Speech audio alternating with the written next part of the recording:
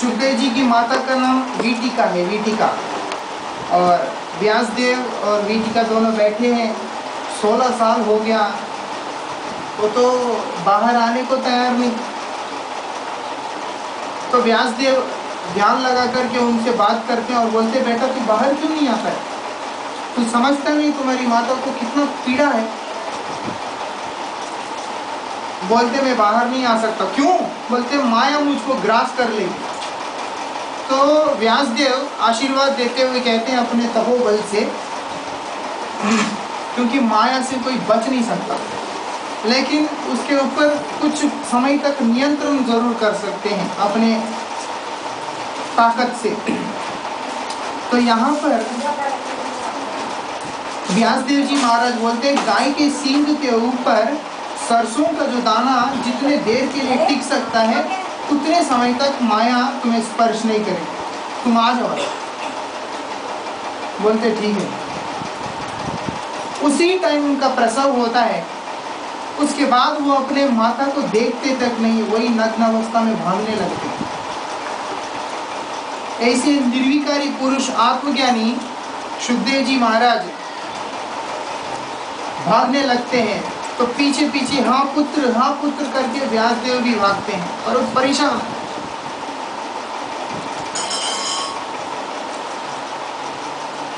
शुकदेव जी आत्मज्ञान से पूरी तरह से तृप्त है, उस ब्रह्म ज्ञान से पूरी तरह से तृप्त है। उनको किसी प्रकार का मोह माया ग्रास कर ही नहीं सकता है, इसलिए वो भाग गए। उस समय उनको रोकने के लिए व्यासदेव ने भागवत का श्लोकों का उच्चारण किया था। वो सुनकर के शुकदेव जी रुक गए। जब रुक गए, उन्होंने व्यासदेव के पास जाकर के बोलते हैं कि और सुनाइए आप।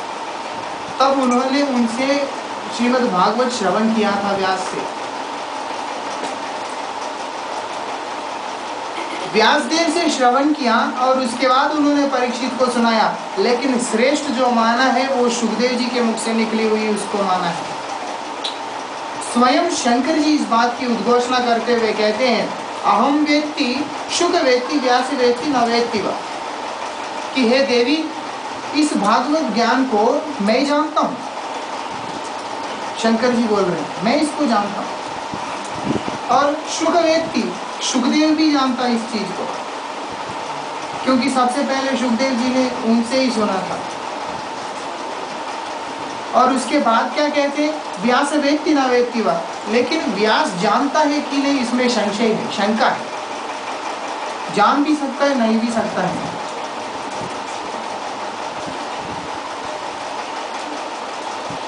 ऐसा श्रीमद् भागवत का रस है। उसके बाद आगे कहते हैं, ऐसे जो स्वाद भरा, ऐसे जो रस भरा श्रीमद् भागवत है, वो महत लोगों के लिए। किन लोगों के लिए? जो कृष्ण को ही सर्वोपरि समझता है। शुकदेव जी ने जो अमृत निकाला वो किसके लिए? जो कृष्ण को ही सर्वोपरि समझता है, अपना सब कुछ कृष्ण समझ करके जो कृष्ण के शरण में चला गया है, उसके लिए है। कृष्ण की उस लीला को आस्वादन करने का अधिकार है। उसके आगे कहते हैं, सवै पुंसा परो धर्म यथा भक्ति अदोक्षज। जितने भी प्राणी है, जितने भी देहधारी है, उन सबका परम धर्म क्या है? अदोक्षज भगवान श्री हरि की भक्ति। उसके आगे कहते हैं, नारायण नमस्कृत्य नरं चैव नरोत्तमं देवीं सरस्वती व्यासं ततो जयमुदीरयेत्। बोलते हैं नारायण को प्रणाम करना है और नर नारायण रूप में भगवान जो विराजमान है उनको प्रणाम है। और उसके बाद माता सरस्वती को प्रणाम है, जिनके तट पे बैठ करके इस श्रीमद् भागवत जी प्रकट हुए हैं। बद्रीनाथ के अंदर जहाँ व्यास गुफा है, वहाँ पर सरस्वती का उद्गम स्थान है, वहाँ पर भी सरस्वती जी प्रकट हुई है। लेकिन व्यासदेव ने उनको श्राप दे दिया, क्योंकि व्यासदेव वहाँ पर बैठ करके भागवत जी बोल रहे हैं और गणेश जी महाराज उसकी रचना कर रहे हैं। वहाँ पर व्यास गुफा, गणेश गुफा दोनों हैं वहाँ। तो उस समय उनको ना सरस्वती का कोलाहल, जो जल की जो प्रवाह है, उससे उनके ध्यान बार बार भंग होता रहा, तो उन्होंने श्राप दिया। तो इसीलिए सरस्वती वहाँ पर लुप्त है। बाद में उनका नाम अलकनंदा पड़ गया। वो जब बद्रीनाथ जी के उधर से जा रही है, नर नारायण पर्वत के बीच में से जा रही है, तो उनका नाम अलकनंदा हुआ वहाँ, वो सरस्वती नहीं है। इधर से लेके उतने दूर तक इतना तेज प्रवाह है और आवाज इतना भयानक, और उधर से नीचे को देखोगे आप एकदम शांत। सरस्वती को प्रणाम है और व्यास को प्रणाम है। और श्रीमद् भागवत उसको प्रणाम है जो श्रीमद् भागवत अपने अंदर के तमाम विकारों को ध्वंस करने वाला है और श्री कृष्ण के चरणों में प्रीति उत्पन्न कराने वाला है। भागवत एक बार सुन लिया, भागवत का कोई भी एक अंश भी एक बार सुन लिया है, उसके बाद आदमी या कोई भी व्यक्ति है, उसके अंदर भगवान के प्रति अविरल भक्ति का आविर्भाव होना ही होना है। अगर नहीं हुआ तो मतलब सुना नहीं।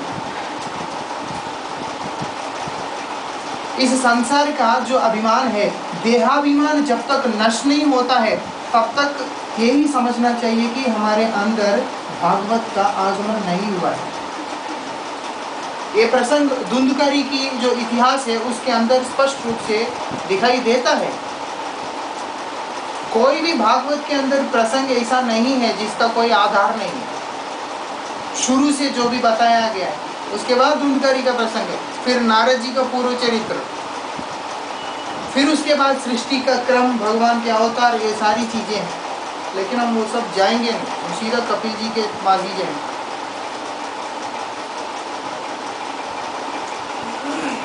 क्या होता है, सनत कुमार सुना रहे हैं इस कथा को, नारद जी को सुना रहे हैं कि पूर्व काल में आत्मदेव नाम का एक ब्राह्मण हुआ करता था। बहुत समझने वाली विषय इसके अंदर डाला है। शृणुवताम स्वखताम कृष्णम पुण्य श्रवण कीर्तनम। वो बोलते हैं कि भगवान श्रीहरि की मंगलमयी कथा को जब व्यक्ति ध्यान से श्रवण करेगा ना, श्री कृष्ण दीर्घ काल नहीं लगाएंगे, वो आकर के हृदय में विराजमान होते हैं और हृदय के अंदर बैठे हुए सारे कल्मशों को ध्वंस कर देते हैं। श्री चैतन्य महाप्रभु ने जो शिक्षा दिया उसके अंदर कहते हैं, चेतो दर्पणम मार्जनम भव महादावाग्नि निर्वापनम श्रेय कैरव चंद्रिका वितरणम विद्यावधु जीवनम आनंदांबुधि वर्धनम प्रतिफलम पूर्णामृता स्वादनम सर्वात्म स्नपनम परम विजेते श्री कृष्ण संकीर्तनम। परम विजेते श्री कृष्ण संकीर्तनम। श्री कृष्ण परम मंगलमय श्री कृष्ण संकीर्तन से 7 चीजें होते हैं। उसके अंदर सबसे पहला क्या है, चेतो दर्पणम मार्जनम, चित्त रूपी दर्पण का मार्जन। जिसके हृदय में श्री कृष्ण का आगमन होता है उसका हृदय अपने आप मार्जित होता है। श्री कृष्ण का आगमन सबसे पहले उनके भक्तों के द्वारा होता है। इसीलिए देवकी और वसुदेव महाराज का जो विवाह हुआ उसके बारे में भक्त लोग कहते हैं, देवकी का मतलब देवों की भक्ति, शुद्ध सत्व, शुद्ध सात्विक वस्तु क्या है, भक्ति है भगवान की। और वसुदेव का मतलब है विशुद्ध अंतःकरण, जिसका अंतःकरण, जिसका चित्त परिपूर्ण रूप से शुद्ध हो चुका है। और उसके साथ जब देवों की भक्ति का मिलन है ना, भक्ति का मिलन नहीं है, खाली मन साफ है, चित्त साफ है, निर्मल है, बहुत कोमल है, लेकिन अगर वहाँ पर भक्ति नहीं है ना, तो वहाँ पर वसुदेव भगवान का प्रादुर्भाव नहीं हो सकता है। मेरा मन बहुत साफ है जी, लेकिन भगवान नहीं आएगा जी। भक्ति के मन साफ नहीं होता है। हाँ, दूसरा पक्ष ले लो तो बगैर भक्ति के मन साफ, वो एक अलग वो है। जैसे मैं अभी बोल रहा था, चेतु दर्पणम मार्जनम, मन साफ करने से हरिनाम, जैसे बोलते हैं ना, त्रिनादपि शुनिचैन तरोरैव सहिष्णुना अमानिन मानदेन कीर्तनी सदा।